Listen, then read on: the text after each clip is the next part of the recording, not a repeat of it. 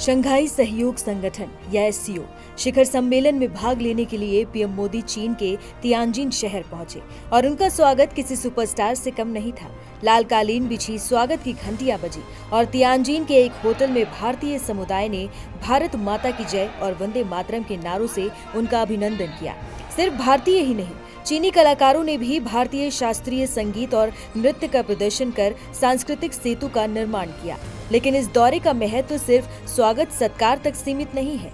ये दौरा ऐसे नाजुक समय में हो रहा है जब पूरी दुनिया अमेरिकी राष्ट्रपति ट्रंप की संरक्षणवादी व्यापार नीतियों, खासकर 50% टैरिफ से जूझ रही है। ऐसे में पीएम मोदी का ये चीन दौरा भारत के कूटनीतिक बिसात पर एक मास्टर स्ट्रोक जैसा है। एससीओ समिट के इतर पीएम मोदी की चीनी राष्ट्रपति शी जिनपिंग और रूसी राष्ट्रपति व्लादिमीर पुतिन के साथ द्विपक्षीय वार्ताएं भी होंगी। इन मुलाकातों पर दुनिया की नजरें टिकी हैं। क्या ये तीनों नेता मिलकर वैश्विक राजनीति की एक नई धुरी तय करेंगे? अमेरिका और यूरोप टकटकी लगाए देख रहे हैं कि आखिर इस टिकड़ी की रणनीति क्या होगी। यूक्रेन युद्ध ने दुनिया को दो खेमों में बांट दिया है, जिसमें रूस पश्चिमी देशों से दूर हो गया है। अमेरिका के साथ भारत के रिश्ते अपनी जगह हैं, लेकिन एससीओ का मंच रूस, भारत और चीन को अमेरिका और यूरोप दोनों को एक बड़ा संदेश देने का अवसर देता है। पीएम मोदी और शी जिनपिंग 7 साल बाद चीनी धरती पर आमने सामने होंगे। ये सिर्फ एक मुलाकात नहीं है, बल्कि कई अनुत्तरित सवालों के जवाब खोजने की एक कोशिश है।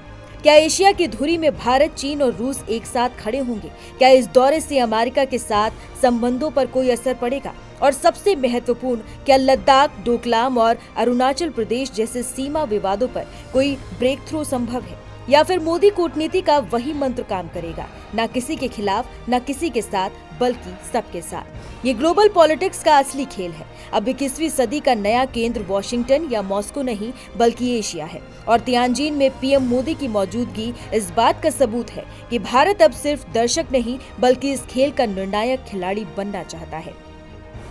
शंघाई सहयोग संगठन में अब 10 सदस्य देश हैं। चीन, Bharat, Iran, Kazakhstan, Kyrgyzstan, Pakistan, रूस, तजाकिस्तान, उज्बेकिस्तान और हाल ही में जुलाई 2024 में बेलारूस 10वें सदस्य के रूप में शामिल हुआ है। अपनी चीन यात्रा से पहले प्रधानमंत्री मोदी ने जापान के प्रतिष्ठित अखबार योमिउरी शिबुन को दिए एक साक्षात्कार में कहा कि भारत और चीन के बीच स्थिर और सौहार्दपूर्ण द्विपक्षीय संबंधों का क्षेत्रीय और वैश्विक शांति एवं समृद्धि पर सकारात्मक प्रभाव पड़ सकता है। इस वक्त पूरी दुनिया ये देख रही है कि भारत की रणनीति क्या है। ऐसे में तियानजिन का ये मंच सिर्फ एक कूटनीतिक बैठक नहीं है, बल्कि भविष्य की वैश्विक राजनीति की बिसात है, जहां एक नई वैश्विक व्यवस्था की नींव रखी जा सकती है।